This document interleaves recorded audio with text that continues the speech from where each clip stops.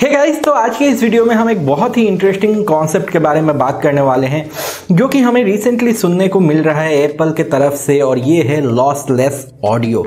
ना ये lossless audio क्या होता है और आपको ये क्यों मैटर करता है, आज इस वीडियो में हम ये सारी चीजें डिस्कस करेंगे।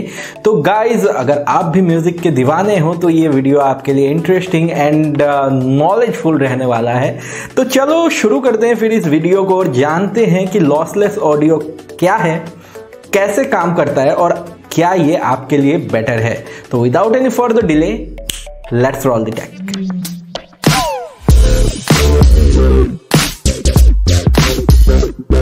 तो गाइस, जो भी हम ऑडियो सुनते हैं वो होते हैं एनालॉग फॉर्मेट में, एनालॉग सिग्नल के फॉर्मेट में। और पास्ट में जब हम ऑडियो को स्टोर करते थे तो वो भी एनालॉग फॉर्मेट में ही स्टोर करते थे। जैसे इनका एग्जाम्पल अगर मैं कहता हूँ, वो होते थे ऑडियो कैसेट्स, विनाइल डिस्क जो होते थे, इतने बड़े बड़े डिस्क आपने देखे होंगे ऑडियो सुनने के लिए। आज भी बहुत जगह पे देखने को मिल जाता है, मतलब रेयर है, बहुत एक तरह से विंटेज है, लेकिन आपको देखने को मिल जाएगा। काफ़ी जगहों पे शौकीन है लोग इसके।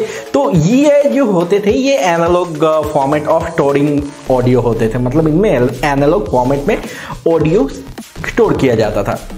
पर प्रॉब्लम क्या था? प्रॉब्लम एनालॉग म्यूजिक के साथ ये है कि अगर आप ऑडियो को रिकॉर्ड करते हो तो उसको अगर आप स्टोर करते हो किसी भी चीज में, फिर उसको आप सुनते हो ना, तो ऑडियो का क्वालिटी जो है वो काफी ड्रॉप हो जाता था। ऑडियो क्वालिटी उतना अच्छा नहीं रह जाता था। और ये आज के डेट में अगर हम एनालॉग म्यूजिक की बात करते हैं तो वो हमारे करंट ट्रेंड, जो डिजिटल ट्रेंड हमारा है, उसके साथ मैच भी नहीं करता। आज के डेट में हम डिजिटल की तरफ मूव कर रहे हैं और इसलिए हमें चाहिए अब डिजिटल फॉर्मेट में ऑडियो। नाउ यहाँ पे एक बहुत ही बड़ा कंसेप्ट आता है जो हम कहते हैं ऑडियो का कन्वर्शन एनालॉग टू डिजिटल। तो अब हम बात करेंगे कि ऑडियो को आखिर कन्वर्ट किया कैसे जाता है, और ये जो चीजें मैं आपको समझा रहा हूँ ये लॉसलेस ऑडियो को समझने के लिए बहुत ही जरूरी है। तो अभी हम बात करते हैं कि ऑडियो को एनालॉग से डिजिटल में कन्वर्ट कैसे किया जाता है। तो एनालॉग सिग्नल्स को डिजिटल डोमेन में रिप्रेजेंट करने के लिए पीसीएम टेक्निक का यूज किया जाता है, जिसको कहते हैं पल्स कोड मॉड्यूलेशन, या फिर नया जो है, सबसे नया जो टेक्निक है वो है LPCM, जो कि है linear pulse code modulation. Now ये क्या होता है? वेल, तो एनालॉग टू डिजिटल कन्वर्शन में क्वालिटी डिपेंड करता है उस ड्यूरेशन पे जिस पे सैंपल कलेक्ट किया गया हो, जिसको हम कहते हैं सैम्पलिंग रेट।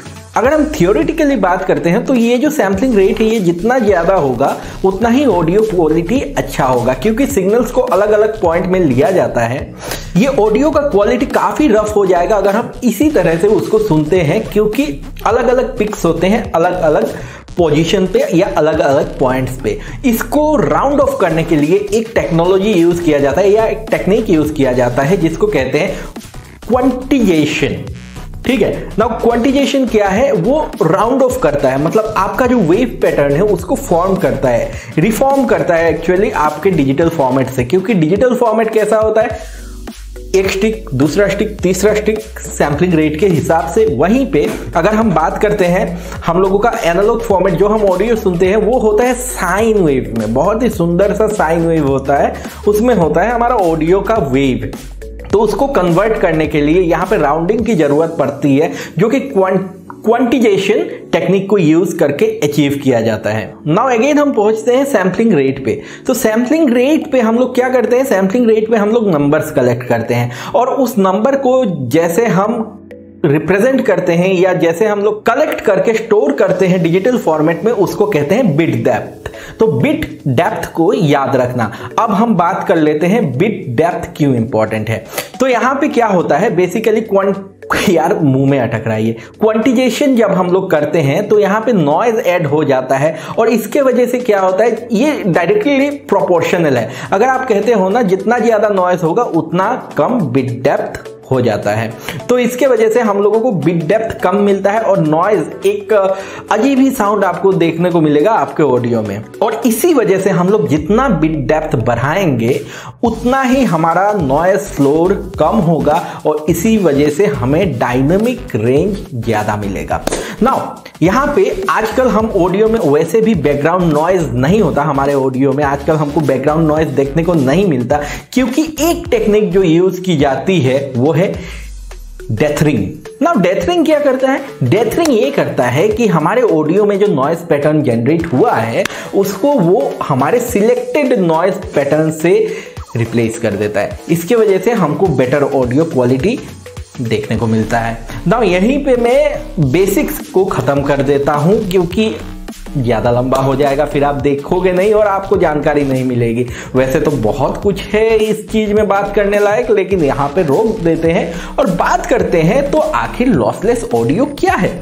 तो अगर हम बात करते हैं लॉसलेस ऑडियो, तो दोस्तों यहाँ पे बहुत सारे लोग आपको ये कहेंगे कि लॉसलेस ऑडियो मतलब होता है अनकम्प्रेस्ड ऑडियो, मतलब जो रॉ फॉर्मेट में ऑडियो है वही आपको दे दिया जाए। लेकिन ऐसा नहीं है, इसको आप मानना मत, क्योंकि ये ऐसा बिल्कुल नहीं है।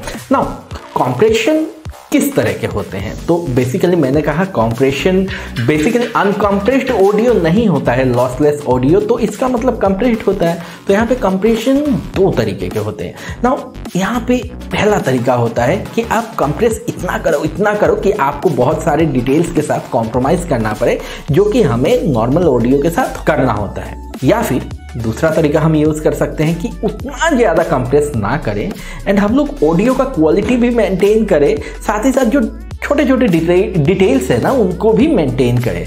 तो बेसिकली लॉसलेस ऑडियो में कंप्रेस इस तरीके से किया जाता है कि हम लोग जो इम्पोर्टेंट डेटा है, जो हम लोगों का क्रूशियल डेटा है, ओरिजिनल ऑडियो से मिला है, जिसको हम लोग नॉर्मल कंप्रेशन करते तो हटा देते, उसको ना हटा के उसको रख देते हैं, उसको हम लोग यूज़ करते हैं बाद में, जहाँ पे हम लोग सुनते हैं म्यूज़िक को। तो इसका रिजल्ट ये होता है कि ये जो फाइल है ये कंप्रेस्ड तो है ही, लेकिन जो इम्पोर्टेंट डेटा पॉइंट्स है वो भी रखे गए हैं। तो इसके वजह से ऑडियो का जो फाइल साइज होता है वो छोटा हो जाता है और इसके वजह से इजी टू डाउनलोड होता है, येट कम स्पेस लेता है और ऑडियो का क्वालिटी भी अच्छा रह जाता है। नाउ तो इसके बेनिफिट्स क्या है? बेनिफिट्स क्या है लॉसलेस ऑडियो का? तो यहाँ पे दो बेनिफिट्स होते हैं। सबसे पहला, ऑडियो क्वालिटी बहुत क्लियर होता है। यहाँ पे अगर कोई उतना ध्यान से नहीं सुन रहा और किसी का हेयरिंग इतना बेटर नहीं है ना, तो वो डिफ्रेंशिएट भी नहीं कर पाएगा कि कौन सा लॉसलेस है और कौन सा ओरिजिनल है। समझ रहे हो कितना बढ़िया क्वालिटी होता है। साथ ही साथ प्राइमरी गोल क्या था लूजी ऑडियो का, जो कि हम लोग कहते हैं कंप्रेस्ड फॉर्मेट में जो ऑडियो होता है, जैसे हम लोगों का नॉर्मल MP3 इंटरनेट पे सही से डिस्ट्रीब्यूट किया जाए, ज़्यादा स्पेस कंज्यूम ना करे, क्योंकि तब के ज़माने में जब MP3s निकले थे 8 GB यार हम लोग सोच भी नहीं सकते थे। 512 MB का मेमोरी कार्ड उतना महंगा होता था कि हमको 256 MB के साथ सेटल करना पड़ता था। फ़ोन्स के इंटरनल स्टोरेज भी उतना ज़्यादा नहीं होते थे, तो प्रॉब्लम क्या था? स्टोर नहीं कर सकते इतना, और एक बड़ा प्रॉब्लम डाउनलोड नहीं कर सकते उतना, क्योंकि 2G का स्पीड था 56 kbps पे, डायलअप चलता था तब तो 2G भी नहीं था, ब्रॉडबैंड में भी 2 Mbps मिलता था, तो उतना ज़्यादा MP3 मतलब बड़ा हो जाता तो हम लोग डाउनलोड नहीं कर पाते। लेकिन आज के डेट में ये प्रॉब्लम नहीं है, तो लॉसलेस ऑडियो साइज बड़ा होता है। लेकिन खास बात इसकी ये है कि इसको आप ओरिजिनल ऑडियो भी कह सकते हो, क्योंकि इसमें सारे डेटा पॉइंट्स होते हैं जो ओरिजिनल ऑडियो में होते हैं और आपको हियरिंग एक्सपीरियंस बहुत ही बेटर मिलता है। हाँ, लेकिन जो एकदम एक्सपर्ट हैं वो थोड़ा डिफ्रेंशिएट कर पाएंगे। तो यहाँ पे अगर मैं कहता हूँ क्या हाई रेज ऑडियो और लॉसलेस ऑडियो सिमिलर होते हैं? बिल्कुल नहीं। हाई रेज ऑडियो अलग ही चीज़ होता है और लॉसलेस ऑडियो अलग चीज़ होता है। हाई रेज ऑडियो में कंप्रेशन बहुत ज़्यादा होता है, लॉसलेस ऑडियो के साथ आप कंपेयर नहीं कर सकते। तो अब आप समझ गए होंगे क्यों आपको ये लॉसलेस ऑडियो मैटर करता है, क्योंकि आपको वैसा क्वालिटी अगर चाहिए तो ऐसा ऑडियो फॉर्मेट भी चाहिए जो आपको दे पाए वो क्वालिटी। और इसलिए एप्पल ऐसा एक कंपनी है जो सबसे पहले अवेल करा रहा है लॉसलेस ऑडियो जनरल पॉपुलेशन को।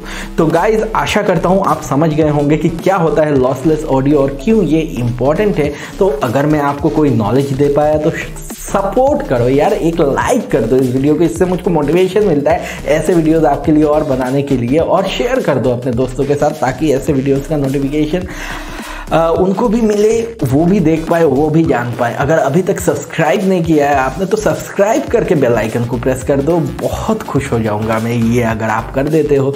तो चलो फिर इसी बात पे आज के ये वीडियो खत्म करता हूँ। मिलता हूँ आप सभी के साथ फिर से कल सुबह 8 बजे इसी चैनल पे। Take care of yourself, stay healthy, stay blessed, have a great day ahead, I will see you in next video, bye bye and see या।